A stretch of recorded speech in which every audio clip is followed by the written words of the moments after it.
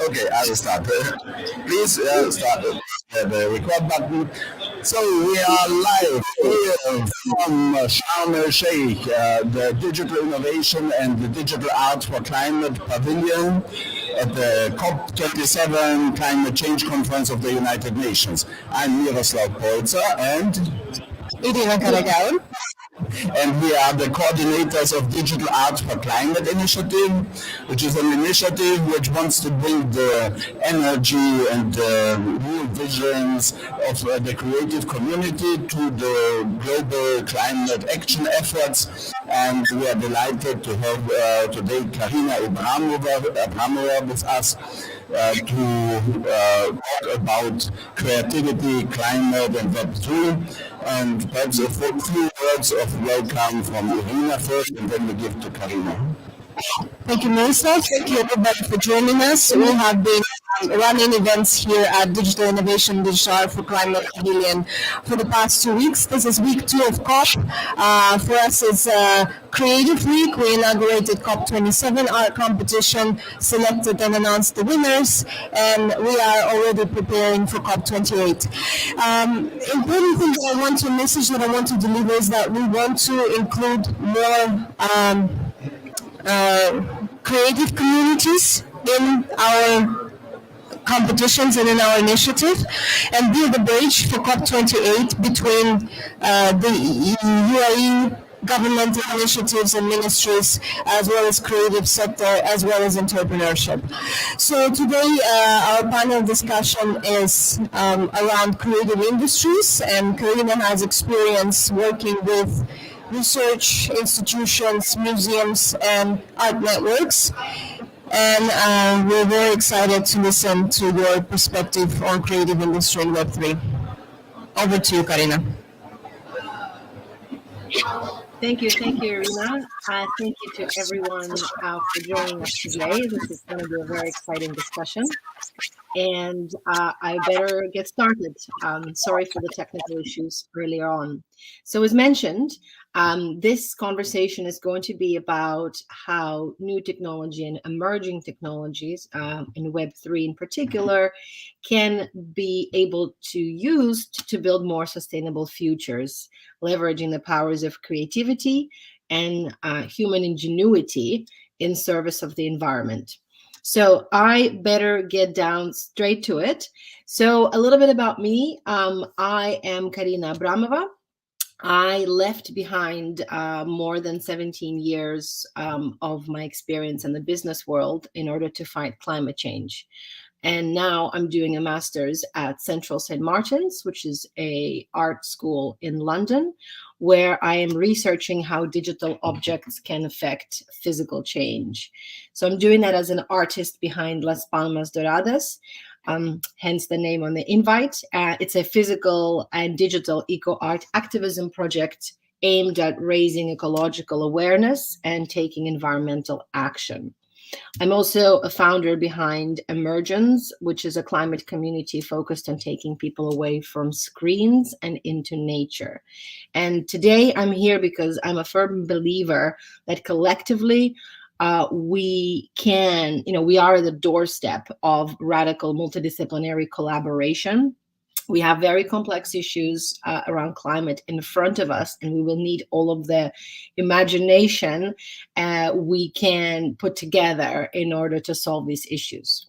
So today, I'm very much thrilled to be guiding this climate discussion with brilliant agents of change. We have representatives from the art world, Web3 climate projects, Web3 technologies that can power positive change, and even a tech anthropologist. So please introduce yourselves a little bit, starting with Nick, and then we will start the discussion. Thanks, Karina. My name's Nick Hackworth. I'm a art writer and curator. I run a private art collection called Modern Forms, which is normally based in London. And most recently, I ran a one-year non-profit pop-up project called Paradise Row. We were physically based in Mayfair, London, and we were tweaking the commercial art world model and presenting the commercial art gallery as a social enterprise. And I also work with an Amazonian-based NGO called Amazonia Alerta. Thanks. Thank you, Nick. Can we go to Sebnem next, please? Then Sam and Kalpana. Hi, everyone. I'm so excited to win this round. I'm a computer scientist, Sebnem Ruzicka, from Munich, Germany, and I have been working in decentralized energy systems and peer-to-peer systems networking, applied research all my career life, research career. But in 2017, 2016, I decided to move beyond the firewall of corporates and actually dive into this participatory networks of value creation, which now came to call Web3. And basically, it's still decentralized energy system with Unity Crypto. Right now, we are tokenizing revenue shares as well as environmental impact that can be measured in a data-driven way and tokenized.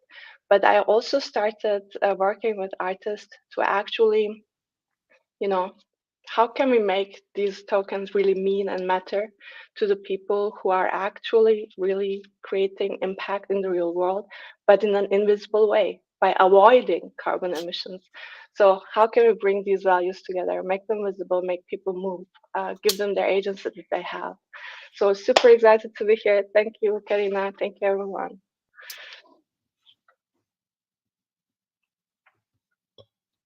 Sam, you're on mute. Oh, sorry. Wasn't me that muted. Hi, everybody. Cheers, Karina, for inviting me. This is very exciting. My name is Samuel Barlow, and I'm also a background in computer science, but I'm now what I would describe as an impact entrepreneur and investor, and I'm pushing all of my energies into creating reciprocity with our world, along with our technology and human behaviors. That's how I would describe it.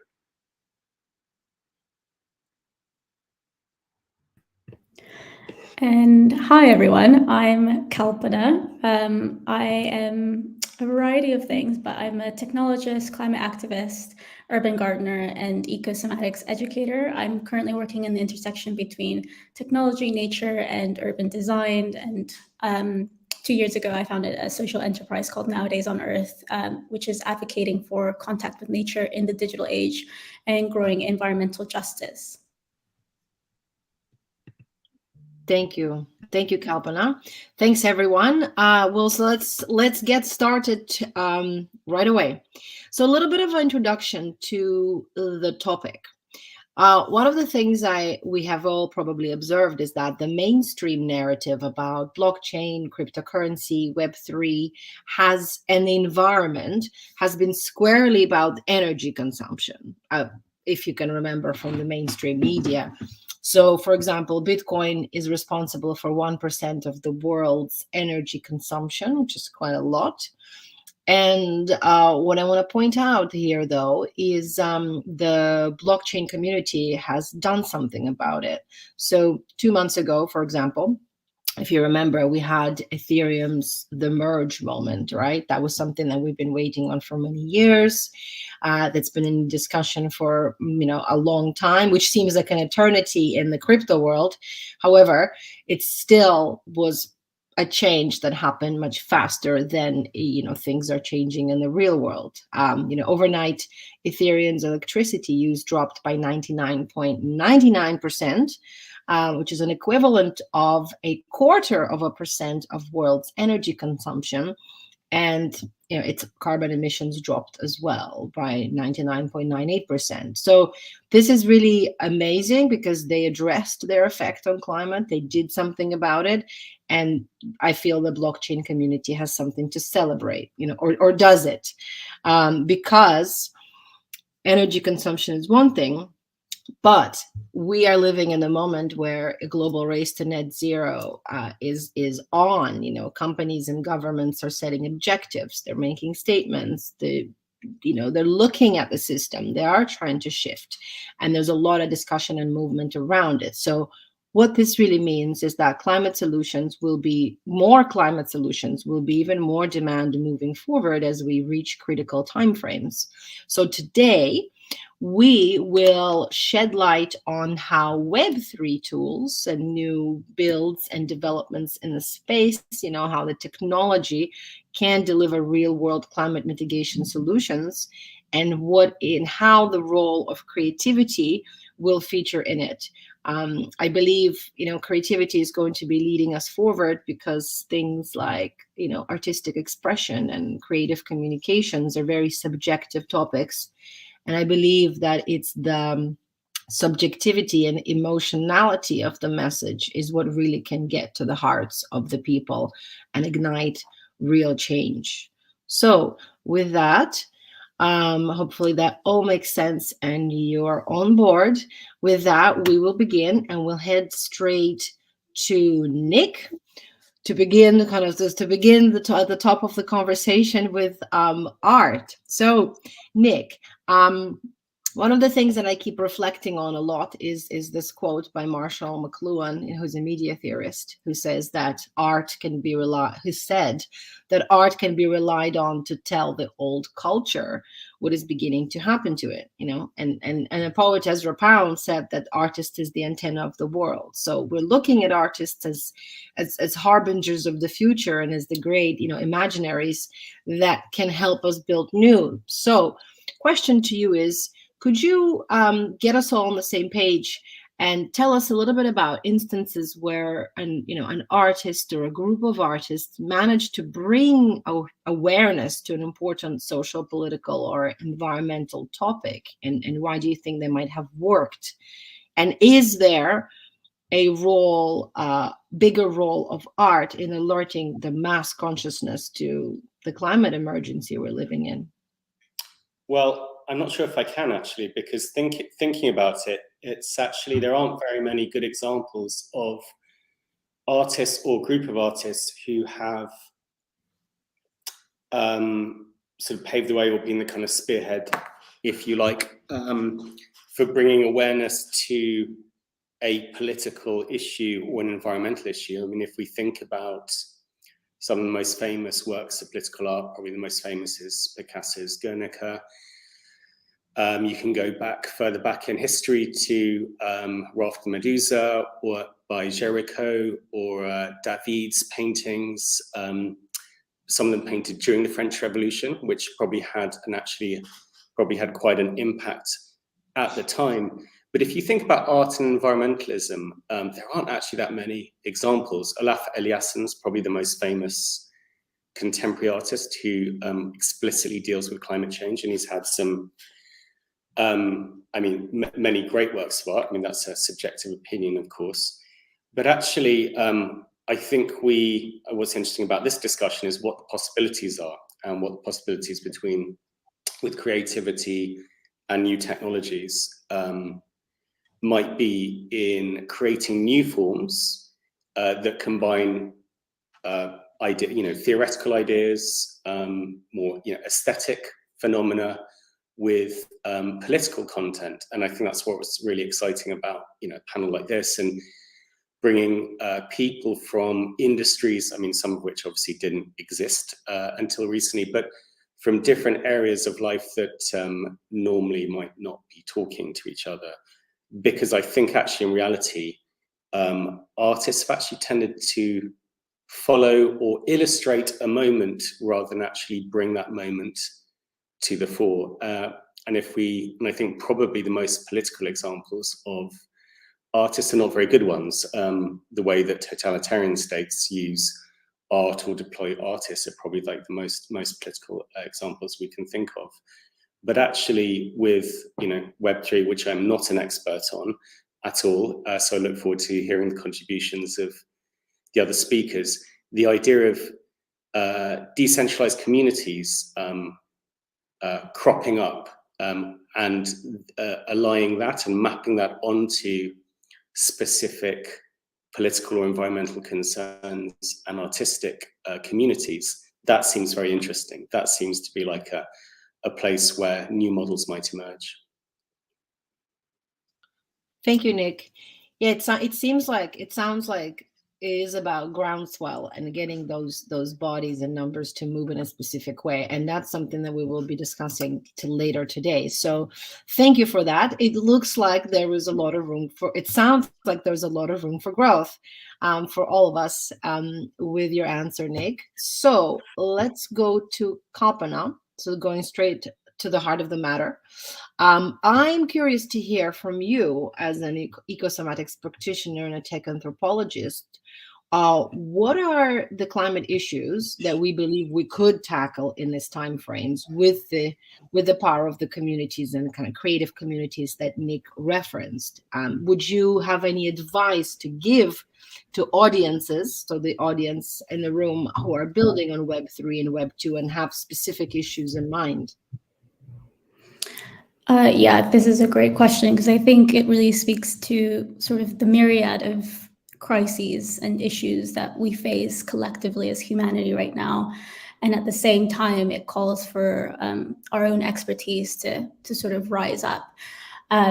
So I'm going to speak from a very macro perspective, and please think about it in a way that really relates to the topics that you're working on, finding solutions in, or applying solutions in.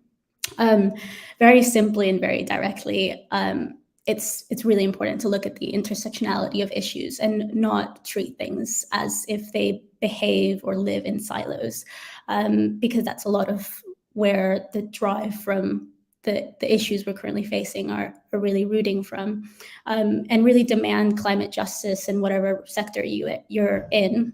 So a lot of the times with either Web3 and Web2, there's a claim to want to build a better and green future, but we want to make sure that that's not just another form of greenwashing, and that we're not still building with the previous structural rot, so to speak, that is driving us into climate and social collapse. So we need to build a system that's based on trust and collaboration and accountability, and one that doesn't just platform individuals or individual entities, but acknowledges the people and the power of people, and doesn't put profit over the planet, which really means that we can't build the economic backbones of Web3 based on the exploitation of people and nature for profit. And there needs to be a shift of seeing nature just as a valuable resource that's meant for our human benefit, to a living and breathing entity, which the Earth is. And one way that we can start considering that is bringing human and nature rights into the process of building these technologies. So while we have techno-capitalism that pushes for more carbon sequestering methods and policies on trading carbon credits, these kind of structures still are perpetuating a really toxic relationship with the living world, because we're just objectifying and exploiting from it. We're not seeing beyond the numbers and beyond the data, that this kind of work can still impact the most vulnerable communities who have contributed the least to the climate crisis. So I think, in my perspective, the way that we can really create a green and flourishing world is to deconstruct those narratives that see us and weave us into this story of our human nature as apart from the world around us.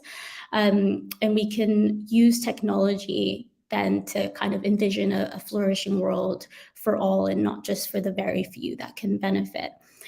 So where I see the power of Web3 and the power of technology is in being able to create this sort of transparency and this accountability, because I think you need trust to build radical kinship with these communities and between each other, and human to human, and even human to non-human worlds.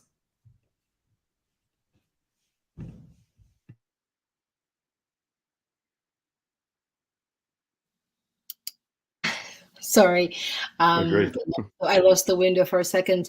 Thank you so much. That's a really great answer. And it's, as you were talking about it, I kept thinking about a massive need of re-educating a lot of people, and that's something that also might come with generational change. So I'm looking forward to hearing more about this. I'm sure Sam will have a few things to say on it.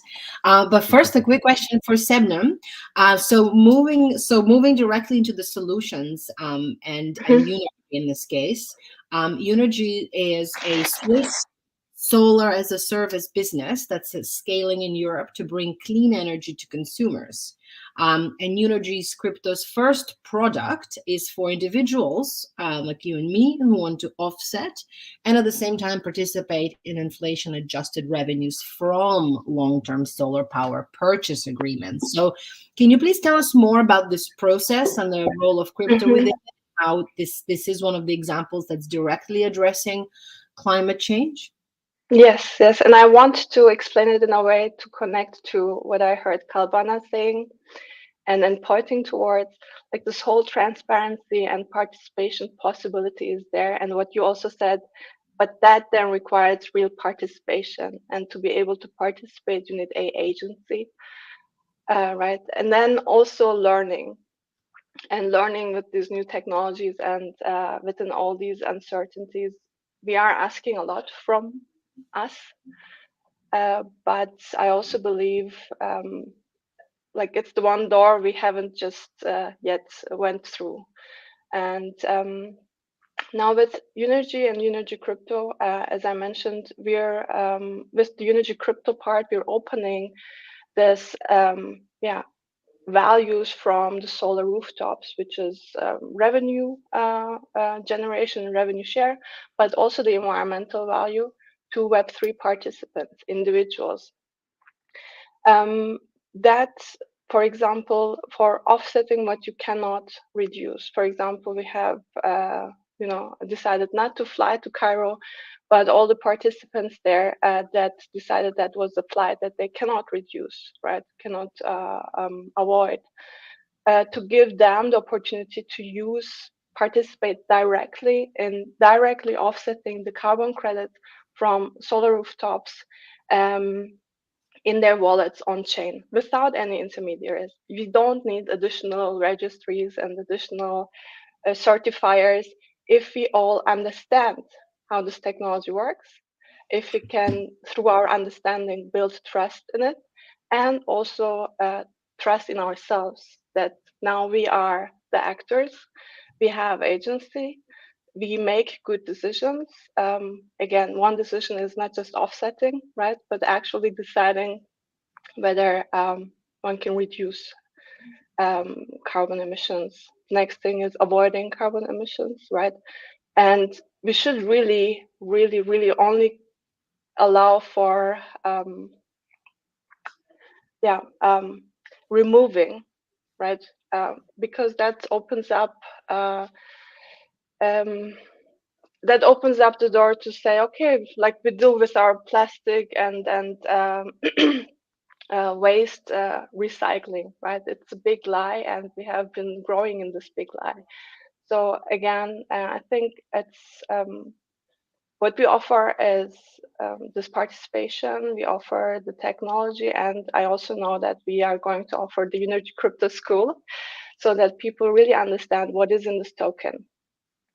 And one thing I want to put is in this token, as our collaboration with fellow artists who are in the climate awareness area, who are active, who have been active there as well, is to really imbue these values of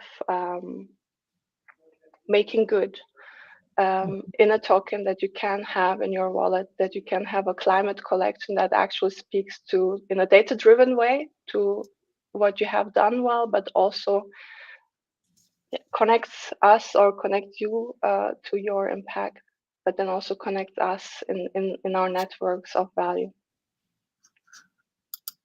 Thank you, Sednam. I feel like I have more questions about this, how we bake values into the system, and how do we how do people self-select and find themselves? Which brings me next to Sam. Perhaps there's something we can talk about there. The other week, Sam and I had a very interesting discussion about how Web3 tech is, one of the only ways or the few ways in encouraging transparent and positive behavior that's built on positive values, shared ecological goals even. So can you tell us a bit more about your philosophy and then the creative thought process behind the tools you've built with Loop, which is your company? I think the people here are really getting quite to the core, the heart of the matter, which is great. I think the key things are economics, governance, and education. As I think Kalpana said, people need to feel more connected to the solution. Well, that's how I interpreted what she was saying, and I think Web3 is one of the ways that we can eventually achieve that. At the moment, there's everybody lives their lives, and we go to supermarkets, we go to our homes, and we live lives that a lot of people live lives that are quite disconnected from environment. And in some ways, that's a good thing, because cities are more ecologically friendly overall per capita than everybody being spread out. But that doesn't mean that we've lost our responsibility for environment. And where I see Web3 going is it can facilitate more inclusive governance between sort of micro governments, i.e. local governments, up to macro governance, i.e. large scale policies that change energy and resource usage on a large scale.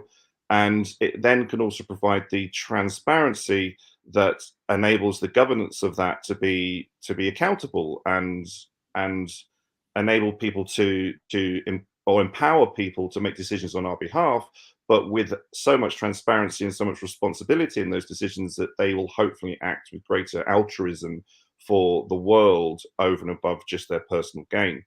And then on a transactional level, we're not there yet, but I think smart contracts over time could intrinsically connect our transactional day-to-day living with environment and society, as we learn about the interactions between those two things. And we're in early days, in my opinion, to that. But without something that is objectively transparent to the world, that has a feedback loop to environment and one another, I don't think it's possible for us to walk that path as a species, as a single unified movement. And so that's where I see Web3 really making a big difference in the years to come. Thank you, Sam. I really hope we can make it happen. On that note, yeah, it's a big journey, but all good and worthwhile things are. So going to the second set of the questions, let's get a little bit closer to the creative community and the artistic community. And I want to go back to Nick, because as Nick mentioned in his introduction, he turned the commercial art world a little bit on its head by taking a 1-year social enterprise project, Paradise or Projects. And I've been to several shows. It's been an amazing and very interesting way of seeing how he's been blending digital and physical, as well as collaborating with different groups and donating substantial or more than traditional amounts to them through the sales of the proceeds from art sales. One of the things that I found quite fascinating is your first exhibition titled Hawala, which references a ledger. And what you did is you not only did you have a physical exhibition in Berkeley Square in Mayfair, but you also had a digital one with where the whole exhibition was in the metaverse, as existing as a single NFT, which is very daring and new. So I am wondering, since then, this was a year ago. So since then, what was the response to this has been, and have you noticed any possibilities for activist projects within that metaverse space and blending in the physical and digital? And do you think that digital technology, how could this digital technology enable artistic communities? You mentioned decentralization. Are you, is it a viable fundraising mechanic? Are artists exploring these areas? Or if not, do you have any advice to them to consider as they try to blend these new forms?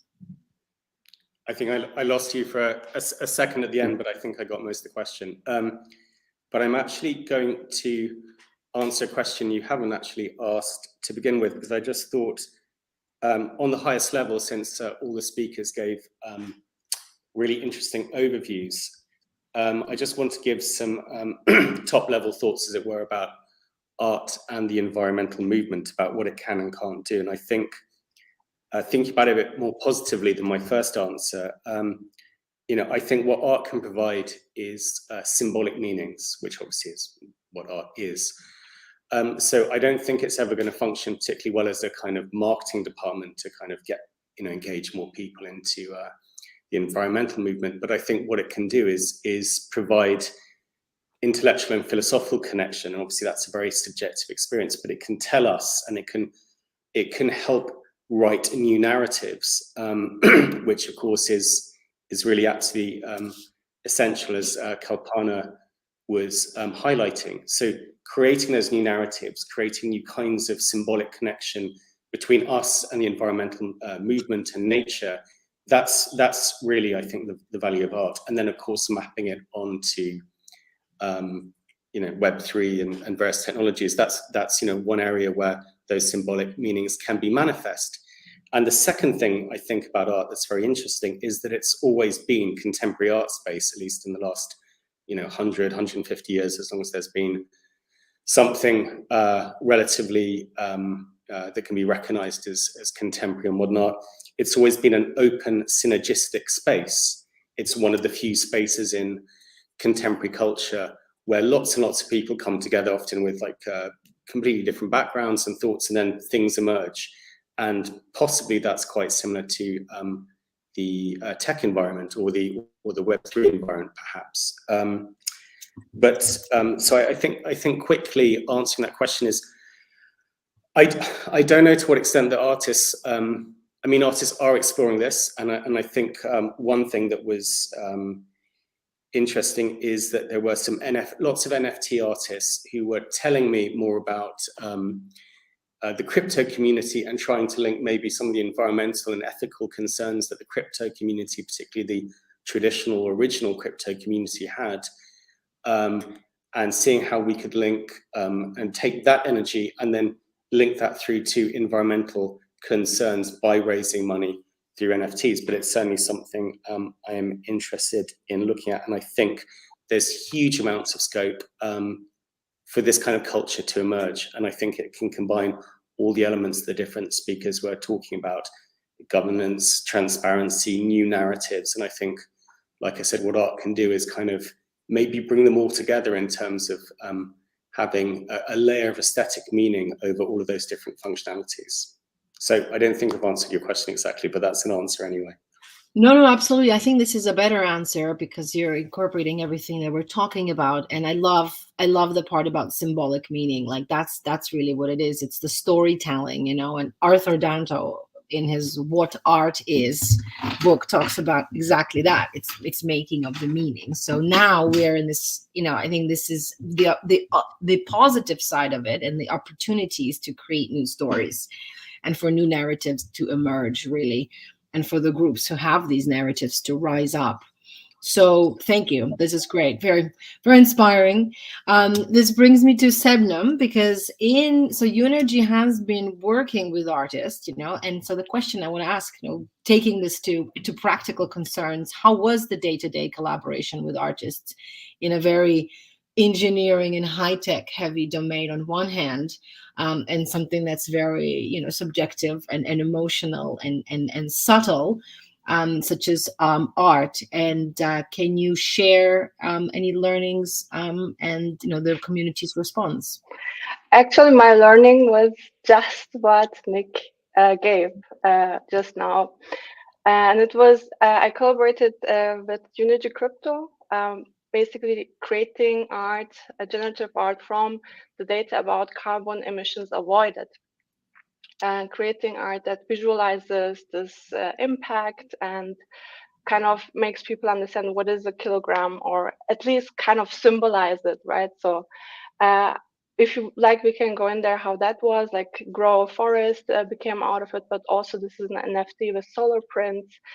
And one of the artists, Jean, who really helped or who conceptualized the whole art research program, Values of Sun, that was accompanying us, but where I also made a big effort to give it its space, you know.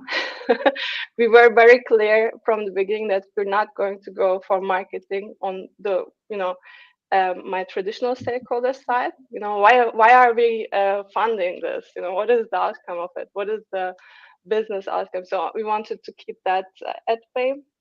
But also in Web3, token engineering is incentive mechanism design, is behavior, in worst cases, social engineering.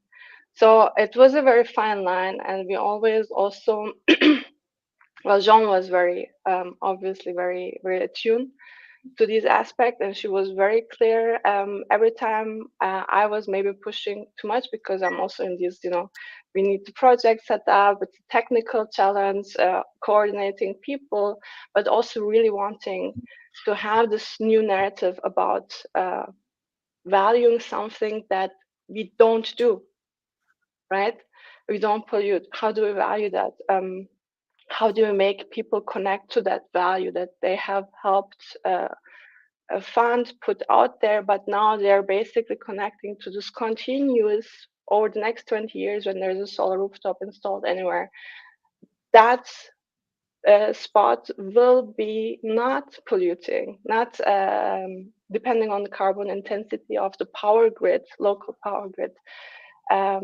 That is going to be a clean oasis, and I am participating in whatever forms there as well. And now Unity Crypto only focuses on the financing side, because that is something I believe is feasible today with crypto, that transactional connections at the very least, and making things transparent and making decentralizing the participation and decision making around collaboratively managing those values, as Samuel also said.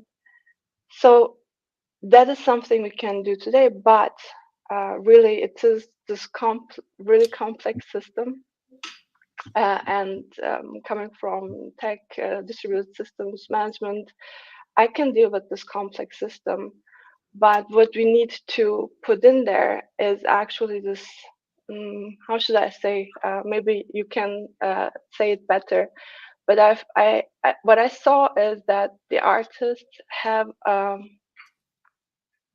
natural appreciation of the complexity, and being able to pinpoint one single essence of it and put it out there. So even if people do not understand all the complexity, they have this connection. And I want to have that in these tokens. So this is still ongoing work, and it's still going to be researched. But it was very valuable to, making space for open and free collaboration without pushing for certain outcomes, which would just make it another marketing gig. We did not want to go there at all, but also about making people do things like token engineering or incentive mechanism design. Again, I feel that with bringing art or artfulness into how we design this system, we can open space for more agency and participation, meaning people understand and are moved and take action, versus we make them do things by, I don't know, engineering their behaviors. So that was interesting. Again, the challenge or this highly dynamic exchange of where are we going to, that also needs a special place, because typically in a tech-driven environment, you have daily stand-ups to get features out there. So it's very different modes of operation, and definitely want to get better there as well. Like, how can we really bring our collaborations into this business world and actually open up the business world a bit more to the fluidity of creation. That sounds like a very lovely task. I mean, I come from the business world myself, and there's definitely room for this kind of integration. And what I like you mentioned is the fact, this connection. You know, like if people don't understand all of the technology behind it, which is alienating in a way, the connection can be there through the universal language of creativity and art. So again, the meaning that Nick mentioned. So I'm conscious about the time. There are 8 minutes left, and I believe there may be another session afterwards. So two questions. Hopefully we will get through, and maybe even have one question from the audience if we have time. Sam, you have a couple of case studies from your experience of engaging groups to collective action. And experience, and through your experience in the creative space, which was music. Can you take us through, can you tell us more a little bit about it? Can you paint a few scenarios where creative actors took over the narrative for good and actually did something with it that could be inspiring to all of us? Yeah, not a problem. So yeah, I founded and built a company called Open Stage, which is engaging millions of people in the creative industries, music industry in particular, and that is all about coordinating audiences geographically and demographically. So where I see artists, and this applies to all forms of artists. Their power is their influence, both from a creative point of view and from a voice point of view. And so I believe, or I hope over time, that more and more people in that space will use that power to drive the message of greater reciprocity with our environment. Now, I think systems need to be put in place to help them do that, because I think each voice is quite isolated at the moment, systemically. But there's two ways I think they can tackle it at the moment, which is, one is that they can use their voice to create groups, which in theory could become governance groups for doing things in the world that facilitate change and better outcome for environment and society. And the other thing is actually right down to the transactional level of selling their art. So NFTs, for example, people don't need to fully understand what NFTs are, but just to put it simply, they enable a form of transaction that could, have reciprocity with our environment. For example, if you were selling your album for $10, and you could set from day one that, each transaction with that, for that particular album, $1 goes to, some form of environmental action or some form of environmental body. And then even when that is sold on again, the smart contract can repeat that process, so that the artists can put material into the world that starts pushing an ever-increasing movement of reciprocity, both on a voice point of view, a message point of view, and a transactional level, in theory. Thank you.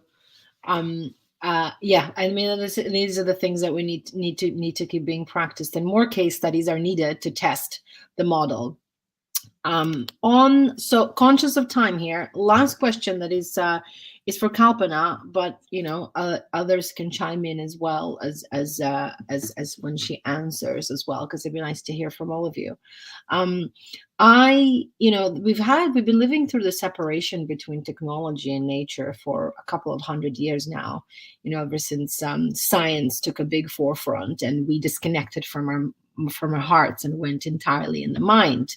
So humans in a way have been conditioned. We are in a specific way of thinking. So question for Kalpana, as a ecosomatics practitioner, a lover of technology and nature, can you tell us how you think humanity might cultivate a more positive relationship between nature and technology?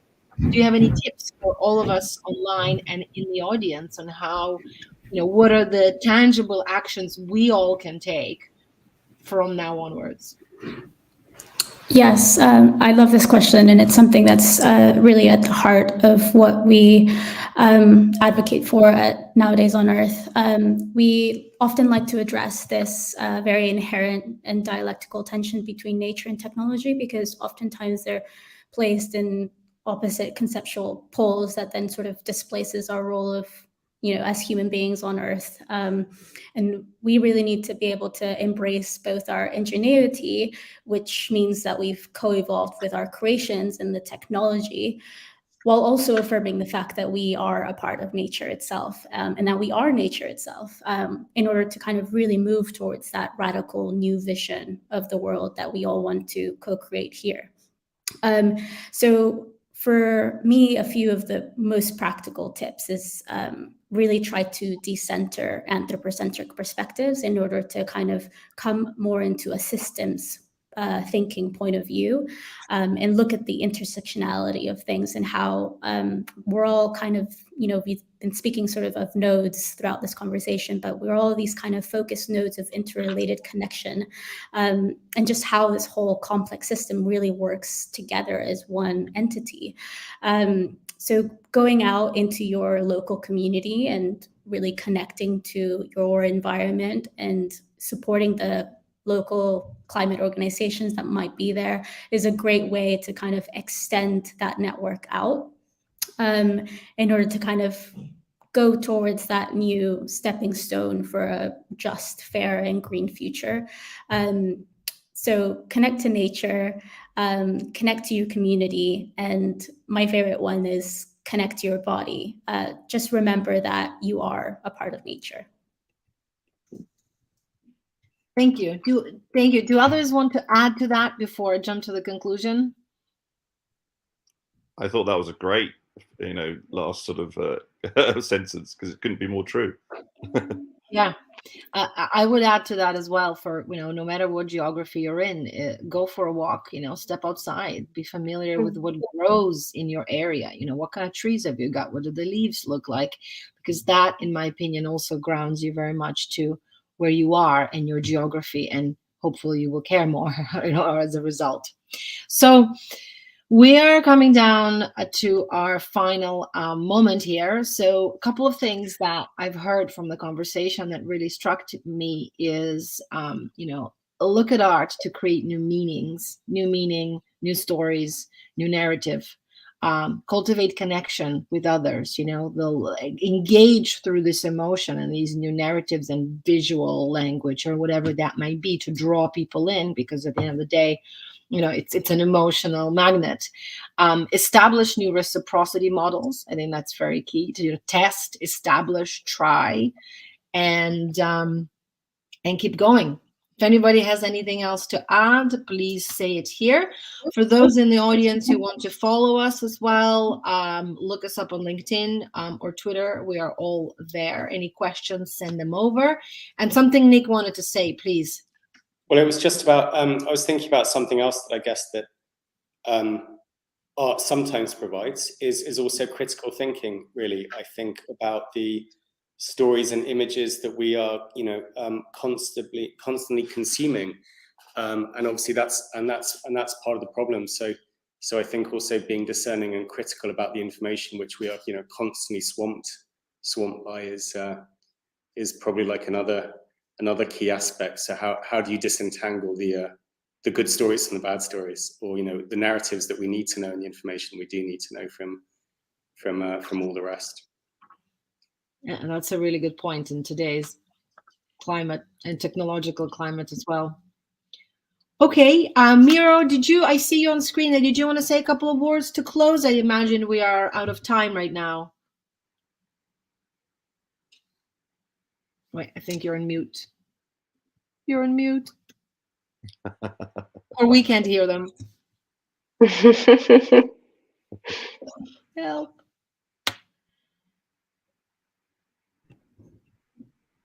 No. Thank you, everybody, by the way. It was wonderful chatting with you all. Yes, very, very inspiring, and also putting it all together in this frame that really helped. I'm super happy to see some things coming out of this connection as well. Can you hear us now? Yes. Yes. Okay, just wanted to say a very heartfelt thank you for your contribution.